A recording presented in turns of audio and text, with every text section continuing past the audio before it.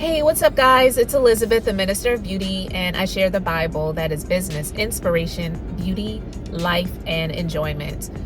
If you are subscribed to the channel, I really want to thank you so much for being on this journey with me. If you are not subscribed yet and you're new here, please hit the subscribe button. And I am Elizabeth. I am a business owner and operator. I am a licensed esthetician, a skincare line creator. To find out more about me, you can go to the links in the description box, check out my website, and also my skincare line that I created.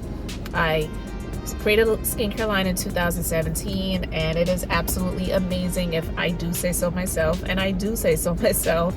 But I appreciate you supporting me and being with me on this journey. I talk about business and try to inspire, talk about beauty. I do some lifestyle vlogs and some enjoyment things when I get the time to do it. So let's just get into this subject. Today is Business Monday, so I just wanted to talk about something really quickly and just really discuss why most people that are afraid of success, why they are. And I'm just going to share my story. I started a brick and mortar business in 2008. I started an entrepreneurship in 2006, just dibbling and dabbling in a few things. I transitioned from the legal field into the field of wellness and beauty. So I became a licensed esthetician, a licensed massage therapist. I really just wanted to do the exact complete opposite of the legal field, but I really didn't have a desire to go into medical. And in my research and doing different things that I was, receiving myself, I decided that I felt like this was the route that I wanted to take. I wanted to be able to use my hands and be a blessing to other people, put these hands on people and bless them, and interim getting some peace for myself. And I can definitely say that I experienced that over the years.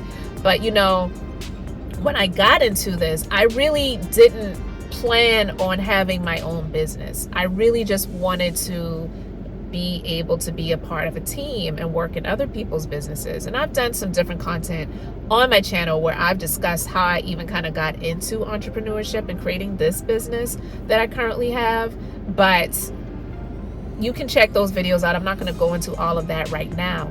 But what I'm going to say is, when I made the decisions to make those steps, step out on faith and create my own business, I thought about some things, but when it was just me and just myself, I didn't really think it was a big deal. But when I really got into growing my business and hiring employees, that was one of the areas that it was like, stop.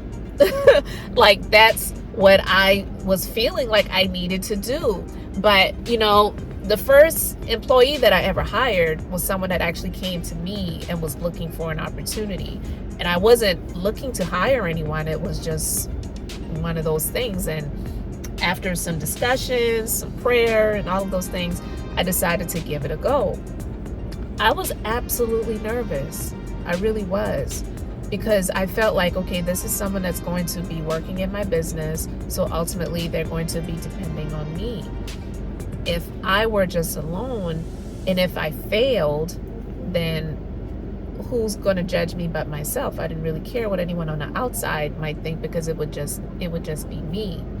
Yeah, people could have their opinions and whatever, but when you have employees, in a sense, it's almost like they're your children. I'm not saying you may treat them like family. Some people choose to treat their employees like family, some don't. Some people say this is just business. And I get both of those schools of thought.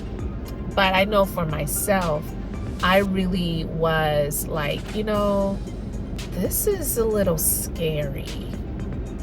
Because if things don't work out here in the business, not just if things don't work out with this person, but if things don't work out in this business and they see things crumbling, that is not going to be a good look. And I didn't want that to happen, right? Ultimately, things did well. Actually, business grew. They were doing amazing. And I can say, just, speaking about just this one employee, because I've had a number of different employees and I still do But just speaking about this one person as my example, it's over 10 years and this person is still working in my business. So I use that as a testimonial, and a marker of the success that it has been. But when it comes to that, in that school of thought with people feeling like, well, I don't really know if I want to do that. I'm afraid of being successful, or even I'm afraid of failure. And so I believe most people feel that way is because of the heaviness that comes with it, because of the responsibility that comes with it. I've spoken about that before, where as the owner of a business, and as we as entrepreneurs, we take all of the risks and all of the responsibilities are on us. And sometimes we don't even get the rewards. We don't get rewarded. Sometimes the reward itself is just saying, I'm the owner of a business, but yet people don't know the back end of what all we have to deal with when it comes to operating and owning these businesses. So when it comes to being afraid of success, most people are afraid of success because they're afraid that they're going to fail. And in that failure that they are afraid to experience, they're afraid of the judgments and the criticism that they're going to get from other people, because they don't want anyone to say, yeah, I told you so, or I knew that he wasn't going to make it. I don't even know why they tried that. Everybody is a critic when it comes to what you're doing. So it's easy to speak and it's easy to criticize when it comes to what someone else is doing. But what I've learned is that it's rarely people that are doing what you're doing that are going to be critiquing or criticizing you. For example, a restaurant. Let's say someone owned a restaurant. And we know people, when it comes to reviews, okay, of these restaurants, people can be really, really brutal. It is almost like sometimes an act of God if someone leaves a 5-star review for a business that's in the restaurant industry these days, because people have so many high expectations of what they believe they deserve to receive. I'm not saying people don't deserve to get good treatment, to be treated with respect, and definitely I don't believe that people shouldn't deserve or have the expectations to get a good meal that they enjoy. But some of the reviews that you see of businesses that are restaurants, the things that they are critiquing are things that don't even really even either matter, or they were expecting things that they really shouldn't have expected to receive. And then when you think about it, most of these people that are leaving reviews, they've never owned a restaurant, or they don't know anyone that does. Most of the time, the people that leave these negative reviews, they are people that are extremely demanding. They are very entitled, and most importantly, they don't know what it takes to own and operate and run a restaurant, and they don't know anyone that does. So they don't know how hard it is when it comes to either having quality staff that are going to stick around, people that are just all over this operation doing everything that they're supposed to do. I mean, there's a reason that some restaurants are bringing in robots to service people now. It's not just because they're trying to save money and they don't want to pay people, because trust and believe, I believe most of them would prefer to have human staff that are reliable, that are dependable, that show up, that aren't stealing from their businesses. They're not eating free food, drinking free drinks, giving out free stuff to their friends, literally stealing. That's literally what it is. And I'm quite sure that the people that leave these negative reviews, they don't take things like that into account, or they don't even really know. So instead of giving them another chance, they want to destroy this restaurant in the reviews and say, I wouldn't recommend anybody go to this restaurant, and if I could give them 0 stars, I would give them -5 or whatever. You know what I mean? It's just, they go the extra mile to speak negativity over a business that honestly, they're between a rock and a hard place. And I'm just using that as an example, right?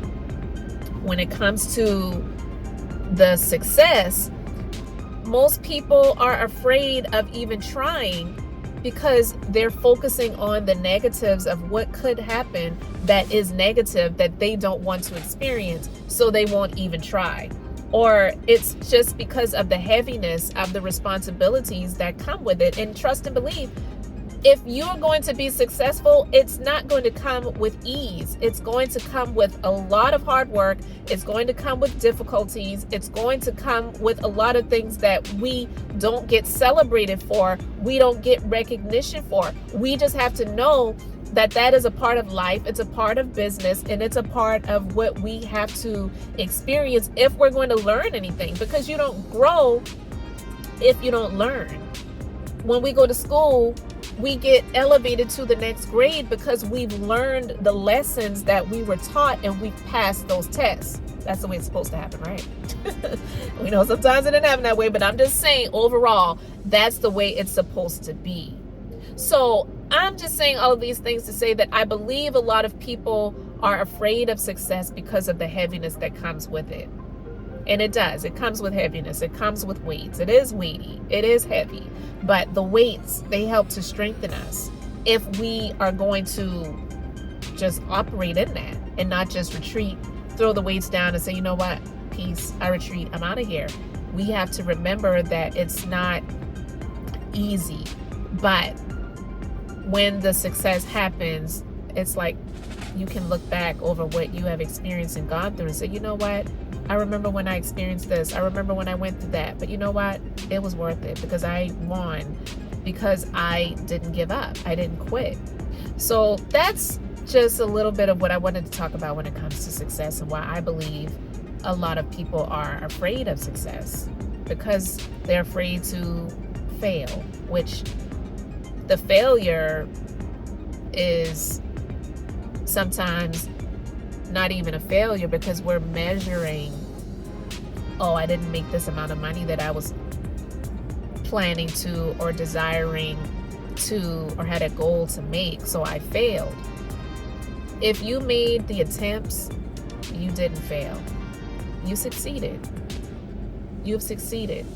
So don't allow not reaching a goal. Like if you, for example, wrote a book and you wanted to be either on the New York Times bestseller list or Amazon bestseller or whatever it is, if you just did the work and you created the book, you have succeeded because you did the work.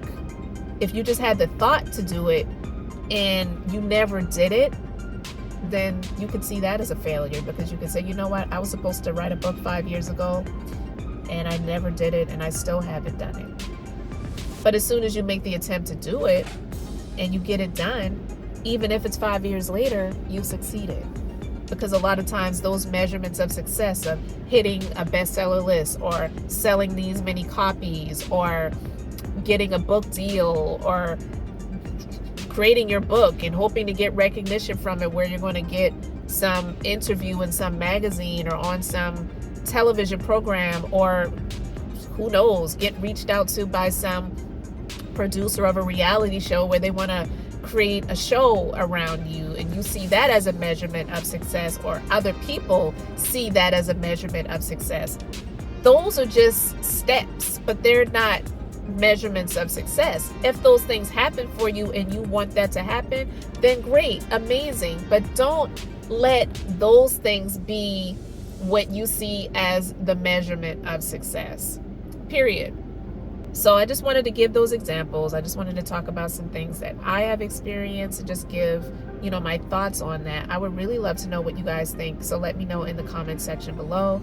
Thank you so much for liking this video, and thank you for subscribing to the channel if you have not already done so. Guys, I am Elizabeth, the Minister of Beauty, and I share the Bible. That is business, inspiration, beauty, life, and enjoyment. So thank you for being on this Bible journey with me. And until the next time, I hope you all have an amazingly blessed and beautiful day.